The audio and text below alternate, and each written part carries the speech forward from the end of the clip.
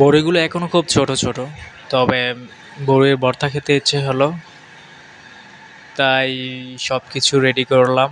দেন দেখতেছিলাম বড়িগুলো কীরকম। তারপর যেসব বড়ি বড় বড় আছে এগুলো দেখে দেখে একটু পাড়ার চেষ্টা করতেছিলাম।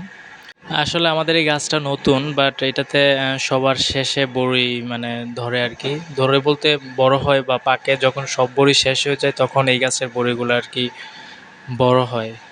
তো আমি যেহেতু আজকে চলে যাব, দেন ইচ্ছে হলো যে বড়ি ভর্তা খাবো, আবার কবে না জেনে আসি। দেন সেজন্য কিছু কিছু বড়ি পাড়তেছিলাম বড় বড় দেখে দেখে। বাচ্চা পোলাপানগুলো কিছু রাখতে পারতেছি না, যেটাই পারি ওইটাই নিয়ে যাইতেছে।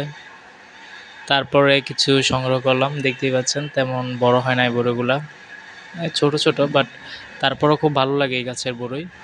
দেন তারপর মরিচ নিলাম অ্যান্ড পেঁয়াজ, টমেটো সব কিছু একসাথে মিক্সড করে মরিচটা একটু বাড়ায় দিলাম আসলে, যাতে ঝাল বেশি লাগে। আমার আসলে ঝাল খেতে খুব ভালো লাগে।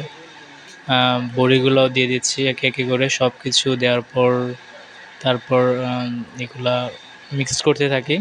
দেখতেই পাচ্ছেন সব কিছু প্রায় শেষ। মাঝে দিয়ে আবার কিছু মরিচের গুঁড়ো দিছিল আমার ওই ছোটো ভাইটায়, ও নাকি জাল একটু বেশি খায় সেজন্যে। তো এখান থেকে একটু কাজ করছিল, এখানে পোলাপান ছিল আর অনেকেই, সবাই ব্যস্ত ছিল যার যার মতো করে। তো সব কিছু কমপ্লিট করার পর দেখতেই পাচ্ছেন সবাই খাচ্ছিল, বাট সব শেষে এইটুকু রইল।